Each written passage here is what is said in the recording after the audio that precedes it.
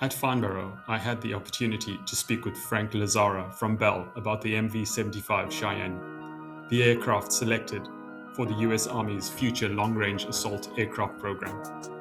The MV-75 is designed to combine vertical takeoff and landing capability of a helicopter with the speed, range, and efficiency of a fixed-wing aircraft. But the really interesting engineering isn't limited to the Tiltrotor configuration. This is also a software-defined aircraft built around open system architecture, advanced digital flight controls, and the ability to evolve throughout a potentially long operational life. The exhibition hall was extremely noisy, so some parts of our conversation were difficult to capture. However, several of Frank's explanations came through clearly, and they reveal how Bell is approaching some of the most important systems engineering challenges behind the MV-75. One of the subjects I particularly wanted to explore was the MV-75's modular open systems architecture, usually shortened to MOSA. It might sound like yet another military acronym, but it addresses a major problem faced by aircraft operators. Traditionally, many aircraft have been developed using what's known as a federated architecture. Navigation, communications, EW, and mission management might each be provided by separate pieces of hardware. These boxes may come from different suppliers, use proprietary interfaces, and require their own power, cooling, wiring, and software integration. That approach can work very well when the aircraft is first introduced. The difficulties emerge later when the operator wants to add something new. A new sensor, radio, or weapon could require additional hardware, changes to several software applications, and extensive integration and regression testing. The operator may also remain dependent on the original manufacturer to carry out the upgrade. Frank explained why this can make traditional capability upgrades slow and expensive. They have to be upgraded. And the way that typically happens, aside from the mechanical upgrades, but the capability upgrades, an OEM will listen to the customer, so we want to solve this problem. The OEM will, any defense company will look at that and try to develop that capability. It's usually some sort of federated approach that's put on the aircraft in a series of boxes or whatever the case may be.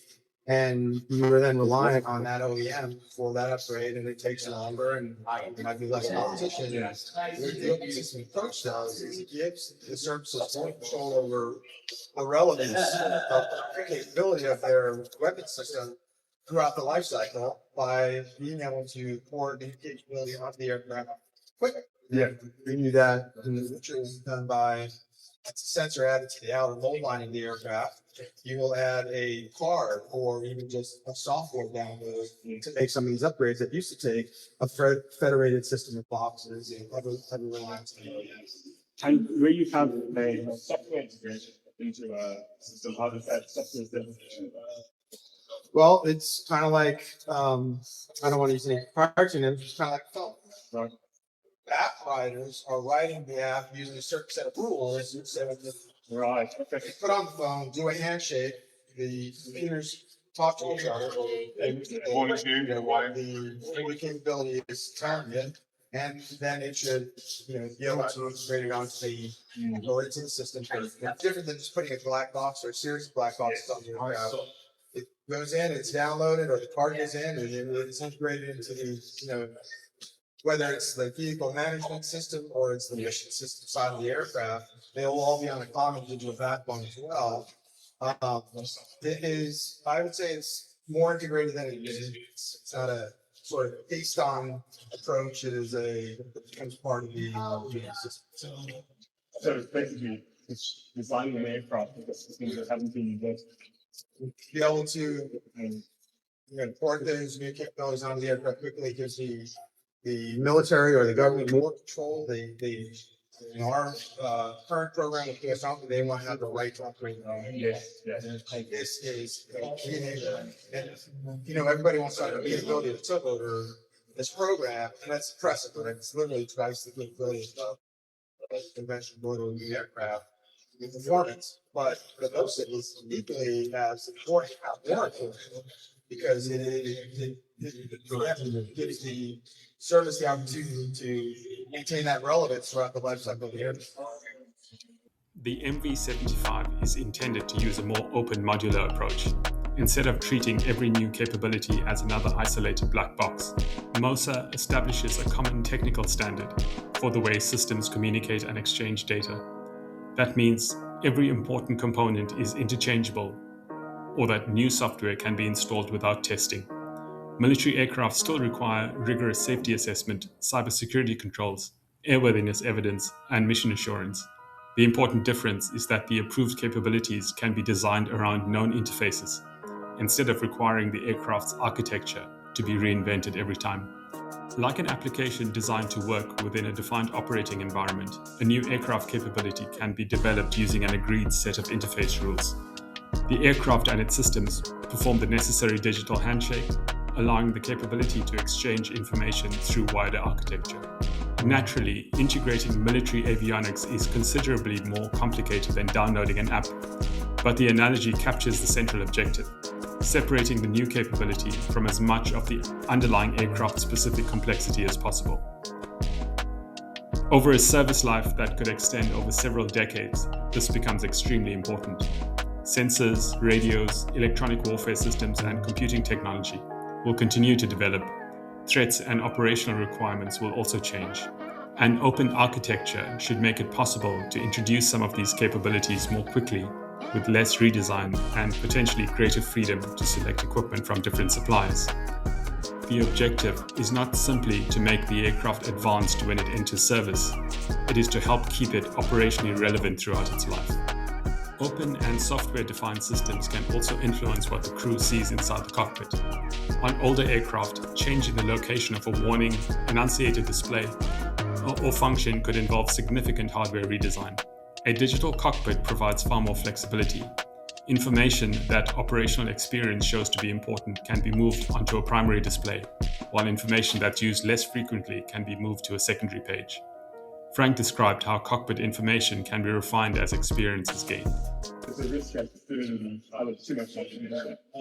Have you designed the HMI so that it's just enough situational awareness? Yes. That's without too much pilot work. So I would say obviously that's evolved, right? Glass cockpits are not new.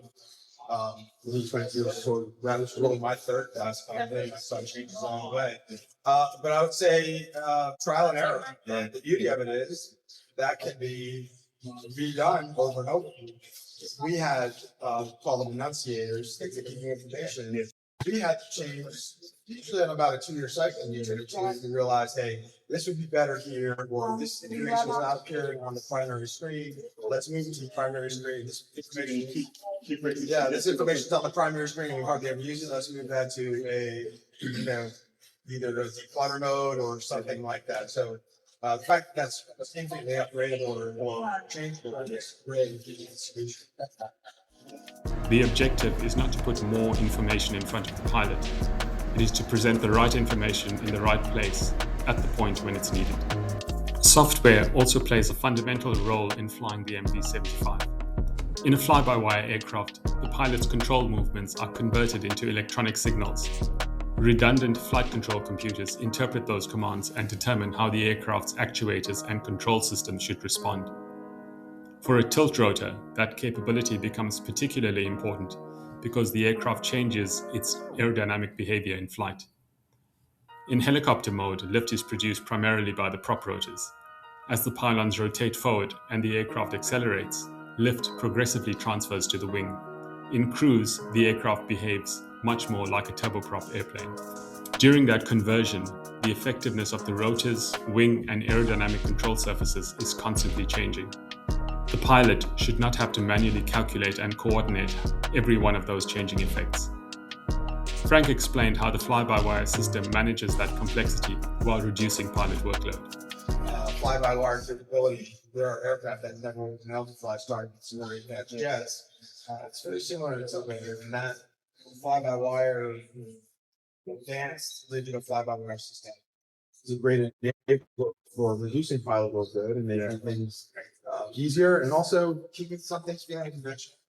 While you're not connected to the control surface directly like you are on your aircraft with tubes or pulley systems and cables, It feels like you are. Yes, and you are in cruise mode, or you might call airplane mode. You feel like you are moving, in this case, televoms or rudder vader or flaperons or whatever the case may be on whatever you're talking about. You feel like when the aircraft converts back to helicopter, some degree range of an angle in those pylons, it starts to convert back to normal. Your pitch power relationship, because in an airplane, you use pitch and power for one type of control, and your helicopter is a little bit different. But it all, to a pilot up front, is very natural. Behind the scenes, the flight control system blends the available control mechanisms according to the aircraft's speed, configuration, and flight condition. The pilot commands the required maneuver. The computers coordinate the rotor system, aerodynamic surfaces, and other relevant controls to deliver the predictable response. In helicopter mode, the aircraft should feel like a rotorcraft. In airplane mode, it should feel like a fixed-wing aircraft. The complexity of transitioning between those states is managed largely by the flight control laws. This is what good automation should do: reduce the workload placed on the operator without removing the situational awareness and authority needed to operate the aircraft safely.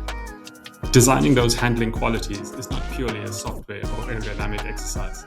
It also requires input from people who understand how the aircraft may be used operationally. Frank brings experience as a military aviator and explained how that background allows him to contribute to engineering decisions.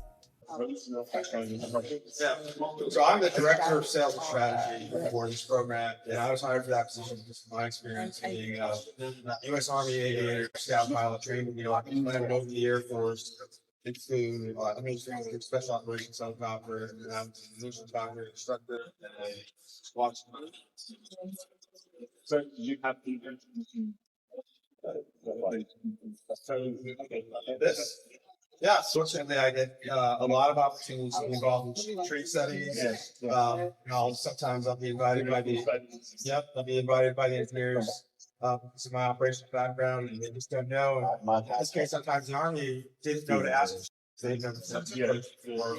And I get to make suggestions and then work with the trades with them, and I get to help with things like where the throat and fueling throat place can be, lighting, a lot of things like that. So yes, I do get to have some. This interaction between pilots and engineers is essential. A requirement may be technically correct, but the operational experience helps determine whether the resulting system will be intuitive, practical, and effective in a real-world environment. Another important feature of the MV-75's tiltrotor architecture is its interconnected drivetrain. On a conventional twin-engine aeroplane, each engine normally drives its own propeller or fan. A tiltrotor presents a different challenge because a major difference in power between the two prop rotors could create a significant thrust imbalance. The MV-75's drivetrain connects the two sides of the aircraft. That means that the loss of one engine does not necessarily result in the loss of power to the prop rotor on the same side. Subject to the aircraft's operating condition and available power, the remaining engine can continue driving both prop rotors through the interconnected system. Frank describes the resulting engine out behavior. It's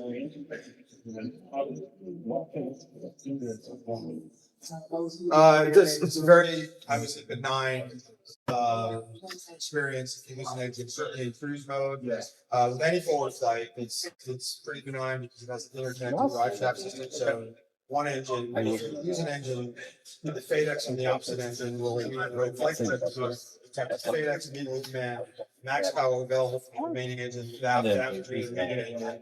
It turns both sides because the unique thing about tiltrotor is you have two lifters. Whenever you're on the wing, it's a very efficient lifter. So in fixed wing mode or cruise mode, single engine is fairly benign. You figure out what your plan is to the next where if you get a runway even better, which will land some forward motion. And if you were in what we call conversion mode, sort of between the two, or something other than hovering, you have moving over that wing. Again, still fairly benign.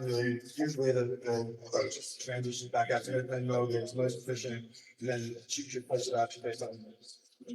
The purpose of the crush shaft is not to restore full performance available from the two operating engines.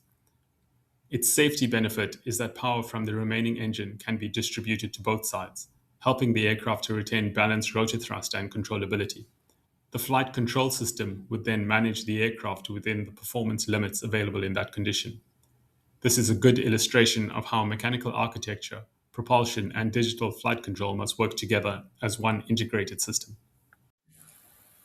We also spoke about the technology demonstrator that helped make the MV-75 possible, the V280. Technology demonstrators exist to answer one question: can this really work? And according to Bell, the answer is yes. Well, to be clear, that flight test program was designed for a very specific reason. That was the demonstration speeds. We sort of went through the middle of the test envelope to those things. Yeah.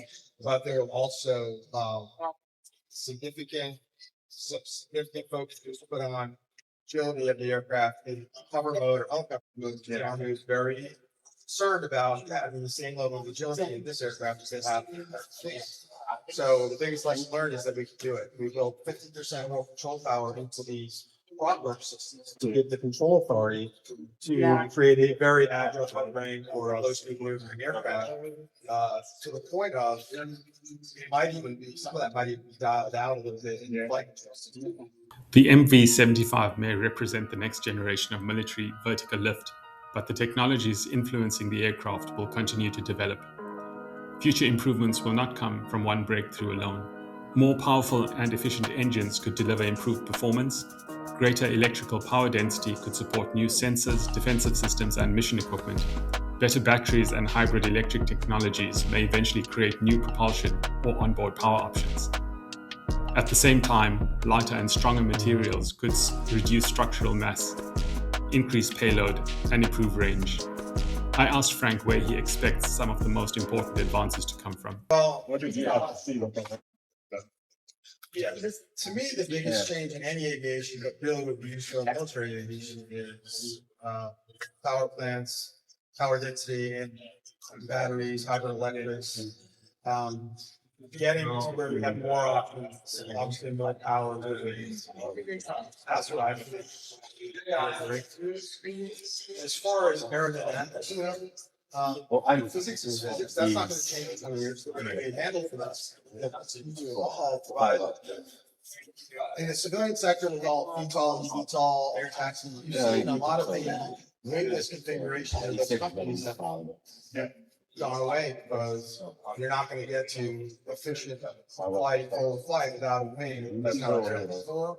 So I think this configuration is going to be relevant to anything that I think is coming close to this. I see this. I just hope that both materials make aircraft lighter and power sources will make aircraft more power, clear power, reliable power.